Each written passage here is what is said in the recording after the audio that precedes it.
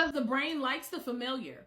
And that actually causes people a lot of issues when it comes to trauma, right? We're talking about TV shows here, but it also plays a role with trauma. When we have unresolved trauma, that's why people will gravitate towards people who are similar to the people who traumatized them. They'll subconsciously do that because the brain likes the familiar. So that's why you will, with a show, for instance, want to watch that over and over again because it releases good, positive brain chemicals because your brain's like, oh yes, we know this. It's nostalgic.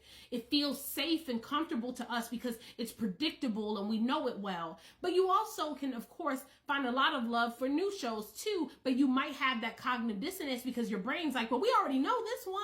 We know this one gives us the warm and fuzzies, so why don't we just watch this one, right? So that's a part of it with the show. But when it comes to trauma, the way that this shows up in not a good way is that human beings, when they have unresolved trauma specifically, meaning a lot of the effects of your trauma is still in your subconscious mind, it will gravitate you towards things that feel familiar because the brain, again, likes the familiar. And unfortunately, the brain, when you are still living from a subconscious place, meaning there's a lot of stuff pain you're not dealing with and all that's in your subconscious mind and not in your conscious mind, because what's in your conscious mind is in your control. But when there's a lot that's still in your subconscious mind, your brain is just like, we should gravitate towards that thing because it feels familiar to us, even when it's bad.